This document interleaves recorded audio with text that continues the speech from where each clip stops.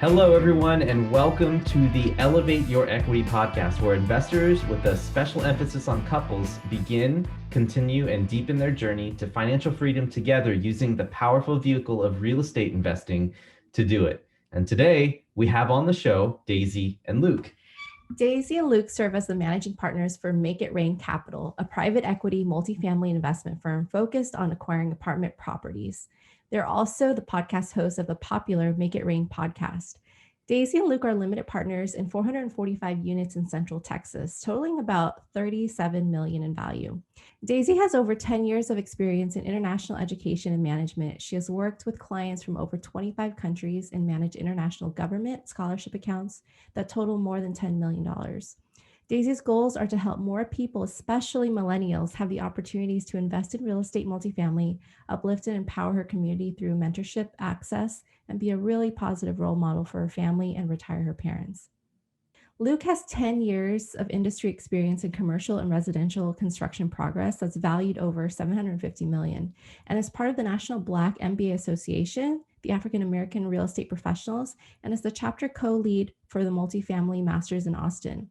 His goal in real estate is to create generational wealth, leave a legacy, and provide a better life for his family and community.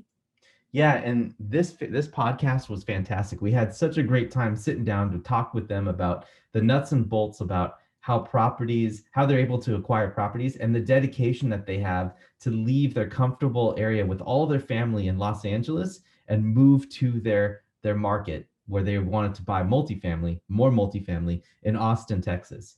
So I think this is a fantastic show.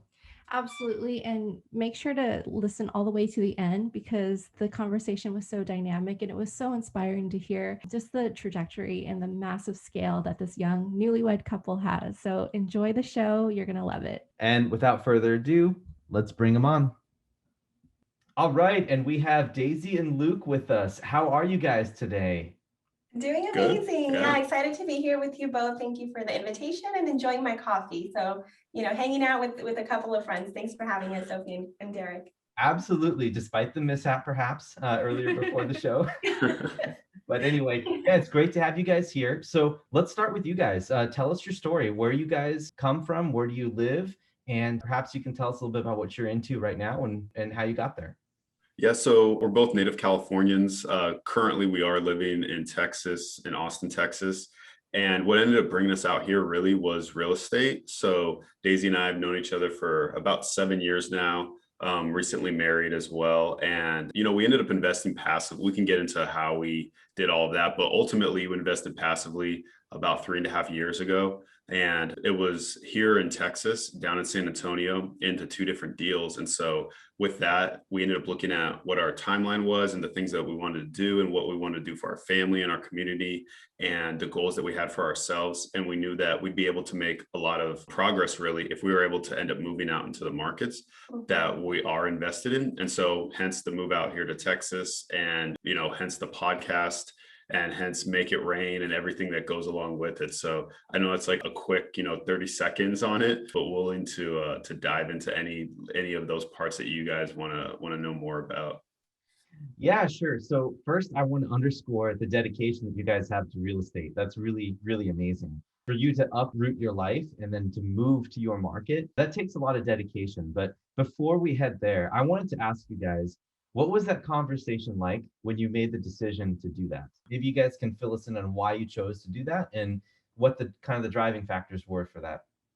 Yeah, that's a good question. And nobody's ever asked us that before, Derek. It was really Luc that thought about it first, right? Picking up and moving and being closer. And at first I said, no, absolutely not. I am very, very close to my family. And so being far from them for me has really been the hardest part of the move. But I think we just continued the conversation, right? And the more we talked about it, the more we realized that the biggest advantage was going to be being boots on the ground. We were looking at other groups and we saw that all the other groups that had, been successful and grown significantly from the time that they started to the time, to where they were at that time when we were talking to them, it was really because they had somebody that was part of their team that was boots on the ground. And so we realized, okay, that's what it's going to take. And so, we started working towards that probably about 1.5 years ago.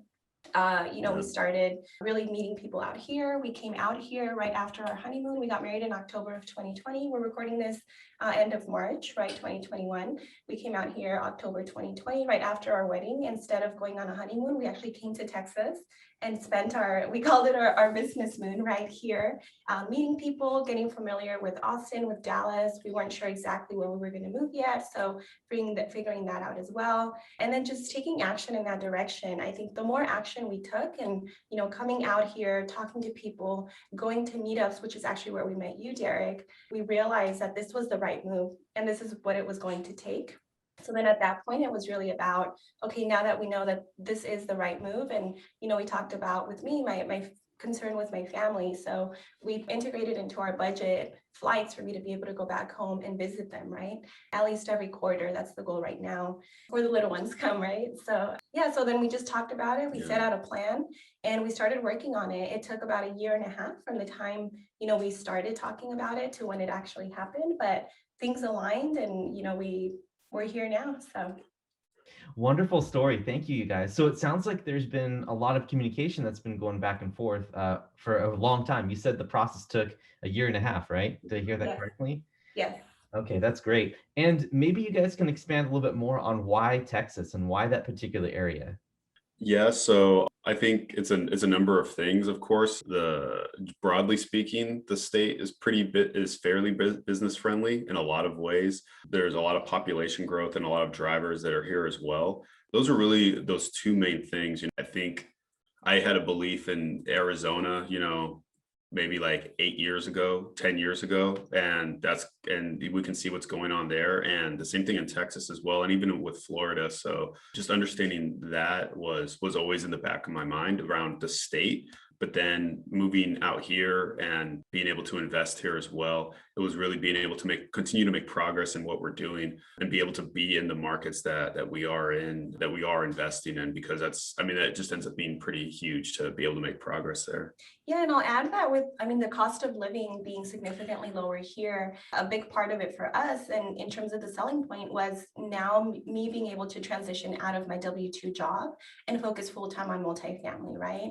On the acquisition side and asset management side and everything that goes into it. And so now being here in Austin, Luc continues to work his full-time job and we're partnering, right? He does real estate in the morning, in the evening, in the weekend, whenever, he's not at work for his W-2, but now we're able to have me fully dedicated, which is helping with that momentum a lot more. Absolutely. Way to go, you guys. That's fantastic teamwork because, being able to think outside the box, right? And in California, trust me, we understand. It takes two people to work in order to live with the cost of living. But if you move yourself, it's like you got a double whammy there. You have the ability to play in your market and also be able to live for less, right? So you can do what you need to do for a lot less. And I think that that's a really, really wise move.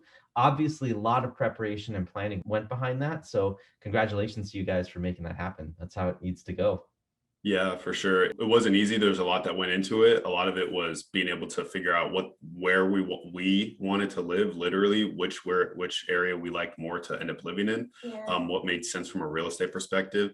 And then it's like, well, I need to make sure that my W-2, since I'm the sole income right now, it's like, I need to make sure that I'm engaged with what I'm doing, that it's going to be something that's going to move me forward still in that way, but then is going to be complementary to what we're doing here together with Make It Rain. So there's a lot that went into it, but, through communication, like you ended up saying, we're here, and then we're continuing to communicate and figure out things along the way right now, even. Yeah, absolutely. And I want to say too, congratulations, you lovely newlyweds. Oh, thank you. Yeah. And, I want to hear how real estate even got into the conversation throughout your relationship. And then also what you're doing for your W-2s and how those skills from your W-2s translated into your real estate investing journey. I guess really for context, my dad's from Trinidad. He's an immigrant, right? He came from a third world country when he was 20. He didn't come here for no reason, right? He's an extremely driven person. And so I always saw that growing up, and real estate was part of these different things that he always had going on in order to be able to achieve this American dream. So when I was growing up, my parents did have 2 single family rentals, and they would end up having those. And I saw things that went well. I saw things that didn't go well. I ended up reading Rich Dad Poor Dad right after finishing graduate school. And so that light bulb ended up going off again for me. And then having the opportunity to invest passively a few years ago ended up making a big difference. So that's kind of how real estate slowly but surely ended up coming into the relationship. And of course, I was talking to Daisy about it. We were dating at the time. And so I would talk to her about all these different things that were going on. I would say that's how it crept in. Is there anything that you'd like to add about that? Yeah, I mean, I would say for me, it was definitely this guy, right, that brought it into my life. And it sort of guided us right from that end. But really what made the biggest difference for us in terms of doing it together was we have every Sunday we sit down and we look at our weeks and we look at what's going on, how we can support each other, finances, right? We were doing this even before we were married. And as part of that, something that he had asked me to support him with was to go to a real estate meetup with him. And so I said, okay, I'm not interested at all. This is not anywhere near the realm of my universe, right? But I'll go and support it. And I did, right? And I was completely bored. I didn't like it. I didn't relate to anybody. But the more I went with him, I just started getting these nuggets, right? These little pieces of information. And in that, it started piquing my interest. Going back to your question about our W-2s, my background, Sophie, has been in international education and counseling. So really working with students that come to the US from all over the world. And so with that, it was completely different, right? Real estate was completely different. I was for the most part, in the public sector, right? Working in higher education. And, this is the private sector, completely different sphere. But I really saw in real estate the opportunity to be able to help retire my parents. And for us to, once we have kids here in the near future, to be able to live our lives around, where we want to be and around our children, and not have to have a W-2 job our entire lives and miss out on our children, right, as they're growing up. And so really it was once I personally saw the opportunity to do that, to help my community and to live a life based on our own terms, that's really what sold it to me. And so then it piqued my interest and I started learning more about it. One of the things that I remember that I got hooked on was the taxes, right? I read this book. It was part of the Rich Dad Poor Dad series on taxes. And I was reading through it and I saw, what? Like, there's ways to, reduce your taxable income and it's legal?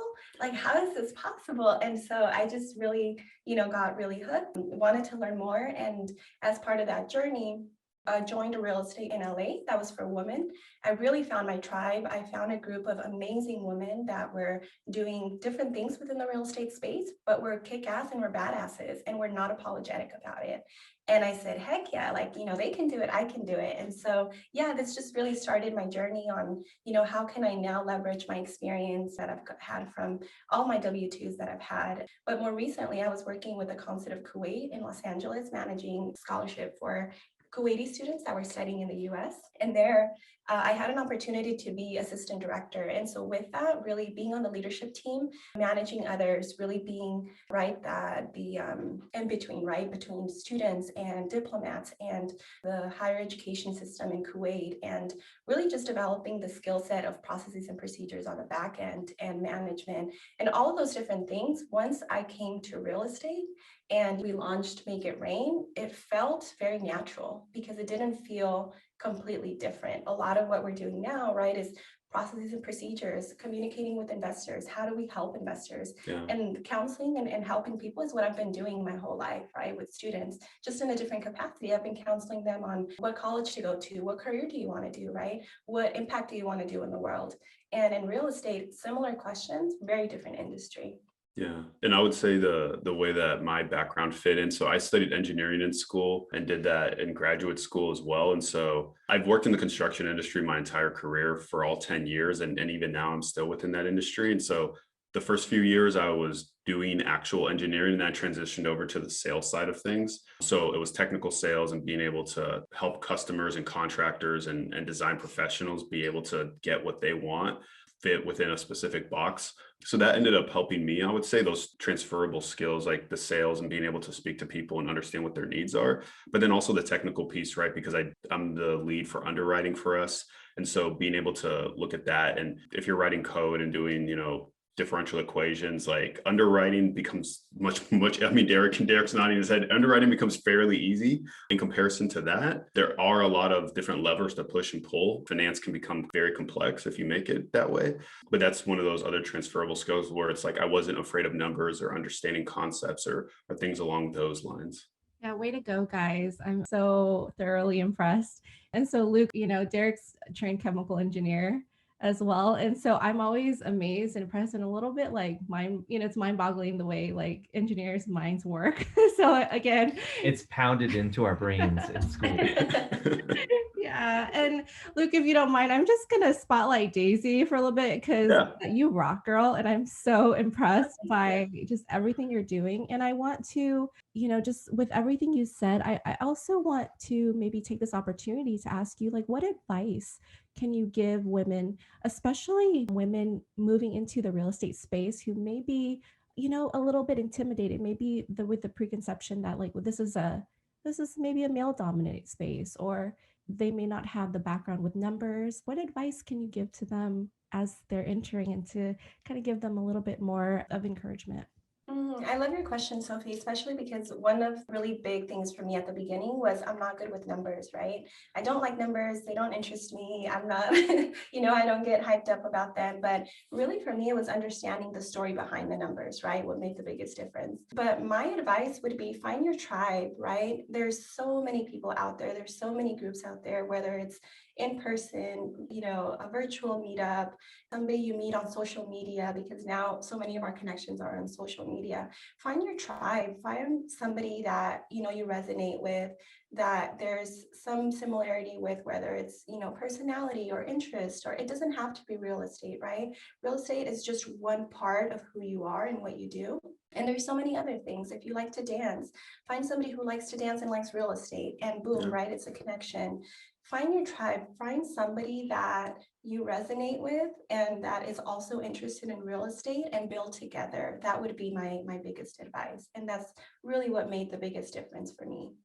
Absolutely. Thank you, guys. Yeah, it's just wonderful to see, wonderful, refreshing to see such a young couple. And as you were, telling your story, I couldn't help but hear like the bigger why, the driving force behind, why you picked up and moved to Texas. And it's much more than just the money. And I'm hearing that it's about supporting your community. It's about retiring your families, and it's about creating a legacy. Can you speak more to why it's important to have a big why? Yeah. So Daisy's focused definitely on retiring her parents. My parents are in a different position. They're older, and that's not a responsibility that I'm taking on and that I don't need to. But, I end up thinking about where my dad came from, where my mom's parents came from, right? Even 100 to 150 years ago. I end up thinking about all the things that they went through. And my grandfather could have died in World War I. My grandparents could have, if they didn't leave Europe, they could have died in the Holocaust, right? If my grandparents didn't end up leaving Carriacou and Grenada, then they could have died as well. There's hurricanes, there's all sorts of things that happen. I end up thinking, okay, well, there's all this like momentum behind me personally, and there's all these gifts that I feel like that I have, that all of us have, really. And to be born here, I end up thinking about all those sacrifices, and then to be born here, like I have a degree, I have all these gifts and talents, I have like a tremendous partner who's who's along my side. Like for me not to end up doing more with those opportunities that I've been just literally granted, I feel like is a waste. There's so much that our ancestors have sacrificed in order to make sure that we're able to do what we want to do. And I'm planning on doing the same thing for my grandchildren, great grandchildren, Lord willing. I mean, that's a very strong why for me. So for me to pick up and move, my dad he said, oh, okay, yeah, I completely get it. He did the same thing when he was 20. He didn't go back to Trinidad for 8 years, and he wasn't able to see his mom for that long, right? So, it's a sacrifice, of course, but we do have a lot of support. And I mean, Daisy can end up speaking about her parents as well, and this, and for them and coming here. Yes, but I think Derek had a question for you. I just want to comment on the awareness that you had of the sense of gratitude that you have each day, just to be alive. A lot of people don't really bring that with them, but when you operate out of the gratitude space, you accomplish more because you just feel like there's more to give, right? And then so people can sense that. And I think there's like this universal thing that starts just, you become a magnet, right? Like people start to, get attracted to this whole like sense of positivity and gratitude. So I think that that is just one of your success is a side effect of your guys' mindset individually and as a couple. And I just wanted to point that out. That's all I want to say. So yeah, maybe if Daisy, you wanted to comment on some of your parents' backgrounds and some of your upbringing, I have a question after that as well that will bring us back all the way to the beginning once more. But yeah. Awesome. Okay. Yeah, of course, happy to. So yeah, my parents are both similar to Luke's dad, migrated here from Mexico. So first generation, there's four of us, four siblings in the family, and we've been the first in our extended family to go to college, to get, a higher education degree, to get a secondary degree. So I think there's just been always in my family a lot of unity and a lot of really support, right? For my parents they didn't quite understand higher education, but they knew that it was the answer. And so that was always a really big value in our family, right? Was going to school, getting a degree. And so, with that, we've all seen, right, the sacrifices that my parents have made coming here, not having anything, right, not speaking the language, not having legal status when they first came. Thankfully now, they do, but not having legal status, right? Like, what is all of those factors, right? And even then, they still accomplished, quote unquote, the American dream. Yeah. They bought a house. They're not in debt. They have no debt behind them, right?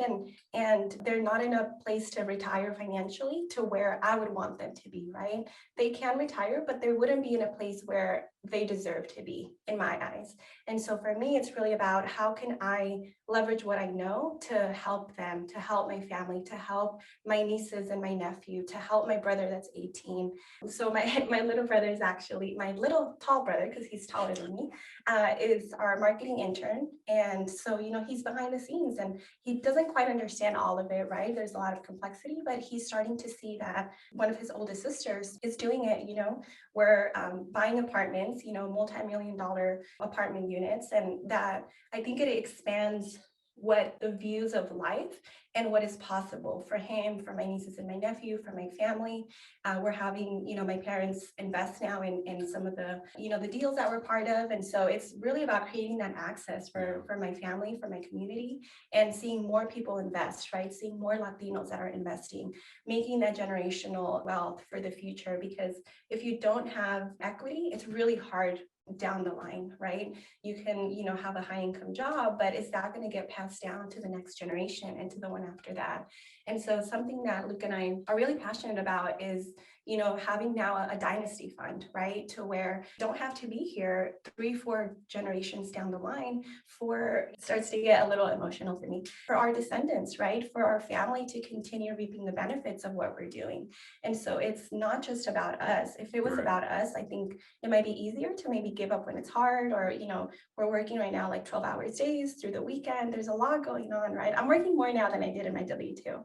By far, but it's also, it's not about us, right? It's about our community and our family and future generations, and what the responsibility that we've taken on to help put them in a better place. And so there's no option but to keep going, right? We have to keep going, and that's part of the fun too, right? Because it's not just about us, and so it's, we're not going to be here in a couple hundred years, unless the universe completely changes. But in one way or another, like our spirit and our essence will still continue through in the work that we're doing today.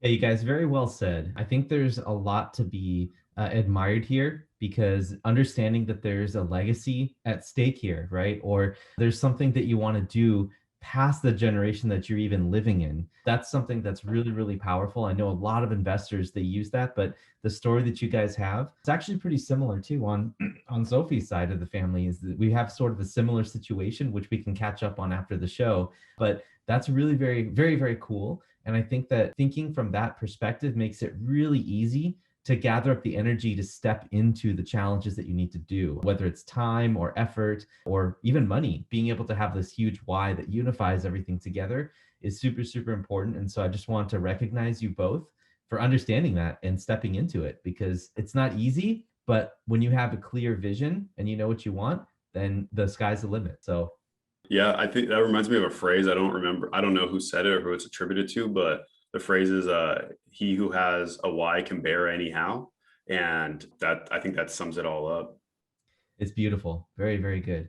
All right, you guys. So that's fantastic. I wanted to go all the way back to the beginning, and then we can come back here because this question's it's been burning in my mind since you guys have been talking.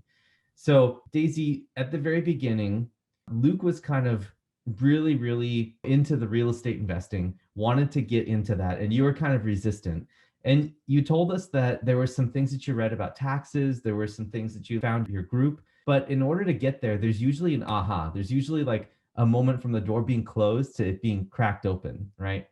Do you remember what that moment was where you're like, wait a minute, maybe I shouldn't just discount this real estate investing thing. Maybe I shouldn't just focus on W2 alone. Maybe I should explore this. Do you remember where that moment was or what brought that about? Yes, I definitely do. It was for a long time, I think being working in education, right? The mission and the giving aspect of the industry, right, was really close to my heart. What wasn't as close to my heart and what I ignored for a very long time was the financial part of it.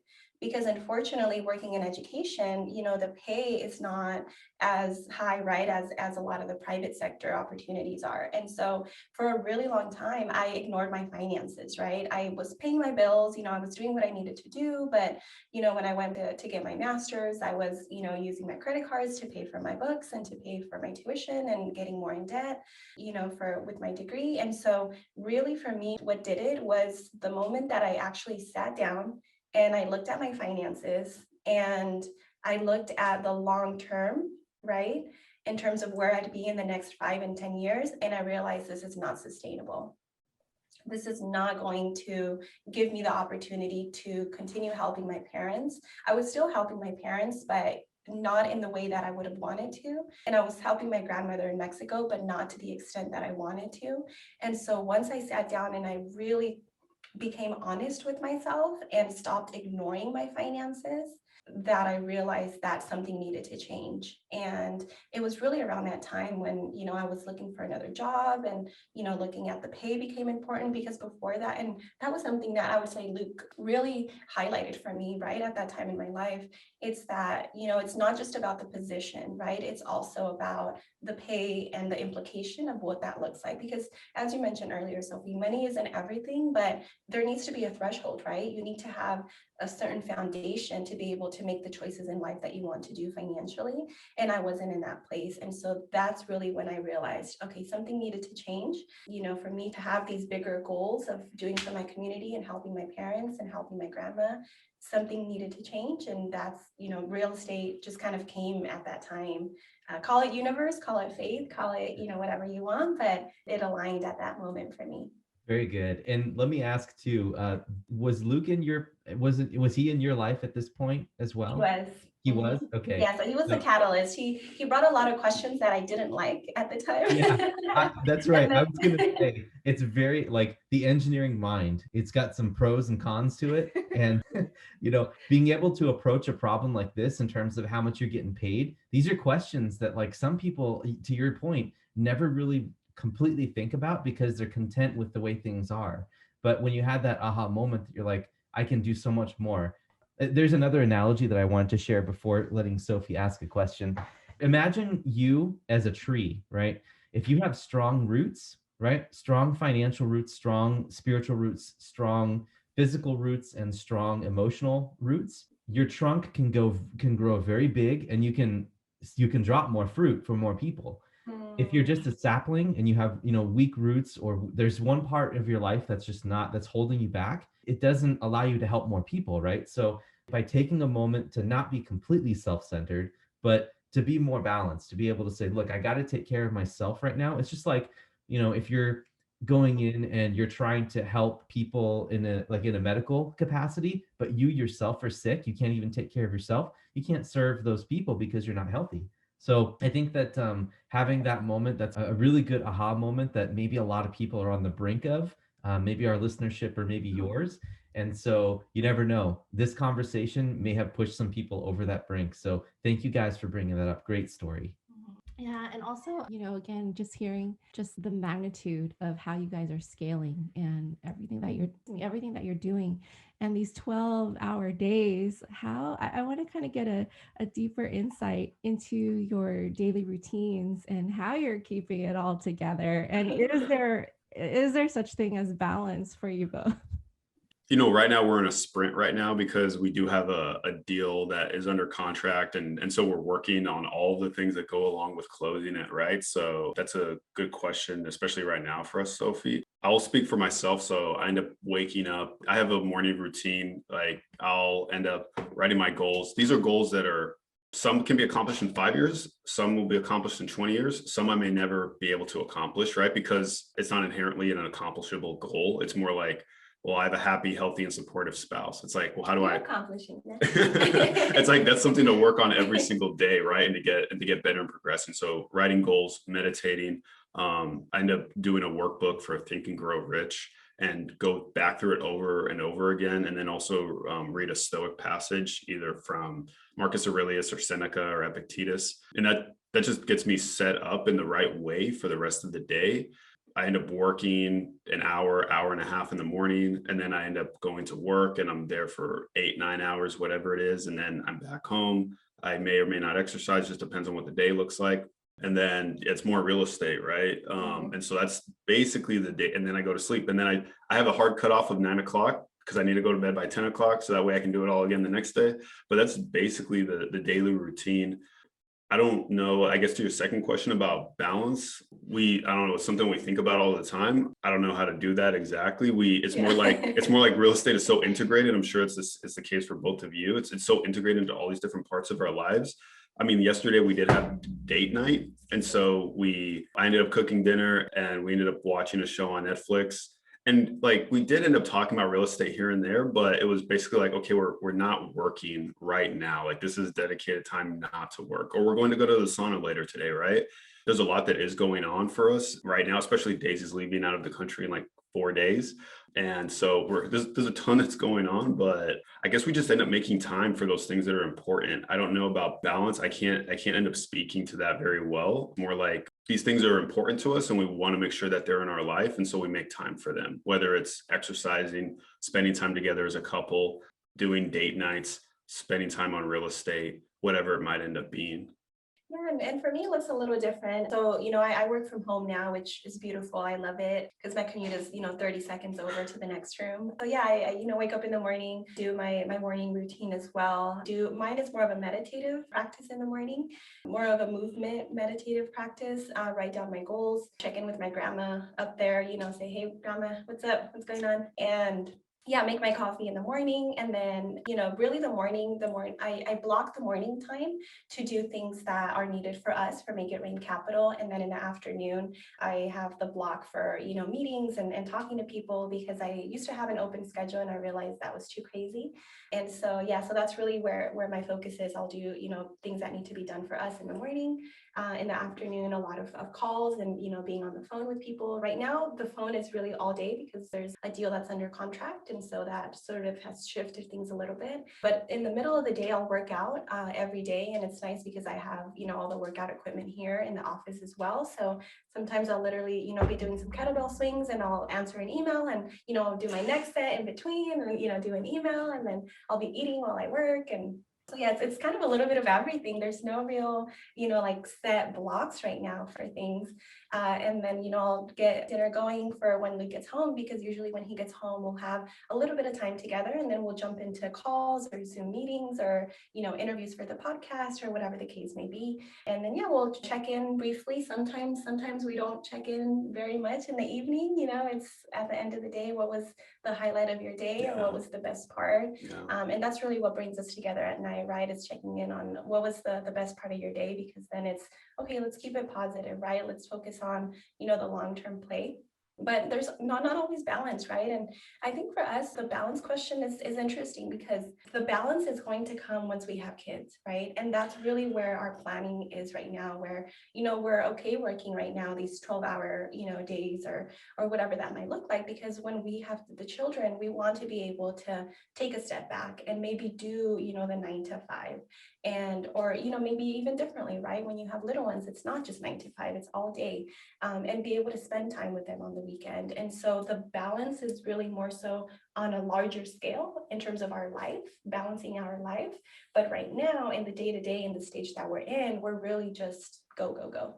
Yeah. Oh yeah, we can totally resonate with that. And thank you both for your authenticity and just the honesty about, hey, balance is tough, right? Yeah. And again, the forward thinking that you have in terms of you're doing the sprint now so that you can create balance for the future. And then also what you said, Luke, about integration, that was so powerful because yes, like we have to learn how to integrate all of these components into our lives so that it creates that fulfillment, and then as a byproduct probably that balance hopefully later on. Yeah, and the other thing too that I noticed in what both of you guys were saying, even though you said there is no clear sense of complete balance, which is okay because we live that all the time and I understand exactly what that's like. The fact of the matter is that you guys have intentionality behind it.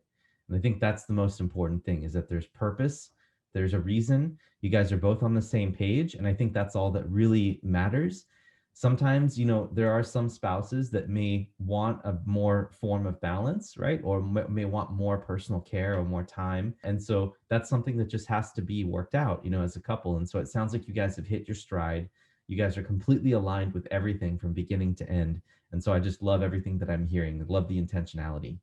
Thank you. And I have to say, we're not perfect at it, right? Yeah. Where, this last week, I'll share that Luke had to sit down and say, hey, I'm having a conversation with you, because I was talking to him, but I was thinking like, oh, so-and-so text me, or like, I have this other thing that I need to do. And my hair, probably my hair too. My head was just all over the place, right? And so I told him afterwards, I said, thank you for bringing it up to me, because I've known that I haven't been as present lately, and I haven't done anything about it. And him calling me out and saying, in a loving way, of course, right? But he said, I'm here, I'm having a conversation with you, and I feel like you're not present. And that's what I needed to hear, right? And so it's a work in progress. Yeah. We're not perfect by any means. Right. It's an ongoing thing, right? And we try to keep each other accountable. And, I, let him know when I need his undivided attention. And so now, we decided, right? It's, if we're having a conversation and I'm not there, just let me know. I need to talk to you. Like, I need your attention. And then I'll know, okay, stop whatever I'm doing and focus on what Luke needs. But otherwise, we're learning as we go, and it's not perfect, but it's moving forward. Yeah, thank you very much, guys. It's great. It's great. Really good advice, and definitely love the accountability too. Taking accountability for that. That's very honorable. I do want to ask you guys a few technical questions. So now, Luke and I, we can be looking each other. So let's talk about what your guys' acquisition criteria are. What do you guys look for in properties, and talk a little bit about your guys' experience, and let's go from there. Ideally, it's 7 or 8% cash on cash that we're able to hit, right? And being able to double the equity investment in a matter of 5 years. With compressing cap rates and with where interest rates have gone, that's becoming more difficult. So the time horizon's getting further out, right? And the IRR is dropping. But I would end up saying, this is something that Neil Bawa ended up speaking about. I think if you look at the total returns, like the absolute magnitude of them, yeah, they are dropping, right? But for lack of a better way of putting it, like sophisticated investors, it's like really what you should be looking at is a spread for what your next best alternative is, which would be, in this case, it's like a risk-free rate for the 10-year treasury, right? And in that case, that spread is actually larger than it was a handful of years ago. So in actuality, even though the total returns, I know I'm getting very technical, but you said technical, even though the total returns are lower, because you don't have a next best alternative that has a smaller spread, right? Then actually it makes more sense to end up going in and doing these investments now, as opposed to waiting for, oh yeah, I want to get that 10% cash on cash. I want to too, right? But actually 10% cash on cash is not 10% cash on cash. It's like, what's the 10-year treasury looking like, and what's that rate at? And then what's that spread? That's really what I think the conversation is to be had here. Yeah, I completely agree with you. I think that's a great way to approach potential people who are looking to break into the space. And I think too, the thing that I like to say is the other alternative is always stocks. But where is the stock market right now, and what direction can it most likely head? That's one thing. So basically, you're playing a timing game, right? But then there's also all the tax advantages and things that are also so important, right? But I love your approach of just keeping it simple to start the conversation off like that and eventually head down that direction, because yeah, that's very powerful to just start to use relative comparisons between the Yeah. alternatives. Well, That's I great. mean, even Love that. for like modern and investment theory, it's really looking at the returns on a risk adjusted basis. The stock market has a different risk, so to speak, than real estate does, right? It's like, well, what are those returns at the end of the day, accounting for taxes? What are your net returns? Accounting for fees? What are your net returns? And if you're able to end up looking at that, then real estate ends up beating out every other major investment that is there, right? On a risk adjusted basis, right? It's, long story short, low risk for high return, as opposed to something else, as opposed to the same amount of return for a higher risk for some sort of other investment that you could end up going into. Yeah, love that. Love that, you guys. Fantastic. So let's talk about the property that you guys are looking at right now. Obviously, you guys are looking locally, in Austin or San Antonio, or the areas that are in your immediate vicinity. When you guys look for property, what kind of things are you generally looking Yeah. for Yeah. inside the So, property? I mean, we have the MSA figured out and the city. We do look on a neighborhood level to literally see what's going on in that specific neighborhood, because real estate ends up being hyper local. Another shout out to Neil Bawa, who ends up speaking about that quite a bit. But in terms of the property, we look as low as 20 units and as high as 150. There's different reasons to end up doing that. Part of it is because there is quite a bit of competition right now. Part of it can be that you can have outsized returns on smaller properties that would be difficult on larger properties. But we like anywhere from like C plus to A minus in terms of asset class. And then solid B areas that hopefully are on the upward swing, and I guess they have higher incomes, but those asset prices haven't risen, right, in the same amount of time frame. So that's generally what we look at. We want to be able to end up infusing some value somehow and extracting some value out of the property in some respect, whether it is through capital expenditures and being able to increase rents that way, or whether it's operationally and being able to have strong property management and asset management in there. So there's different levers to end up playing with. So that's generally, I'd say, what we end up looking for. And then the deal that we have under contract right now ends up fitting within that box for sure. Excellent. Well, way to go, you guys, on getting that one locked up. That's fantastic. And then last question from me on the technical side before we head into our rapid round here. In terms of the properties themselves, are you guys looking to do full gut rehabs, or are you guys looking to do, light, or just walk in, optimize the operations so that, it's a more smoothly running machine? What's your guys' approach there? Yeah, definitely much more value add on the operations is really the big focus for us. And of course, the interiors of the units, one of the ones that we have right now, it's really focusing on the interior, but nothing have really structural on the outside. Ironically enough, right, because that's actually Luc's engineering background is in structural engineering. And so with that, we know we don't want to do anything heavily structural. Yeah, it's more like trying to, I don't know, put lipstick on. We don't need to like change the entire pig, Yeah. if that analogy ends up working out. Yeah, no, I understand completely. There's a property that Sophie and I were looking at in Colorado Springs, and there was like steel posts that a lot of the building was resting on. And we were looking at the concrete and the foundation that it was on, and it was all cracked all the way around it. And then you can literally see like the balconies starting to like fall down. And it was a 50s build property. So it's just that's Oh, going to happen, right? no. But also just very extreme weather in Colorado, lots of sun and lots of cold snow. So just didn't make me feel very, didn't make me feel very confident to buy the property when you see that stuff is literally crumbling apart at the bottom. So I can completely understand that.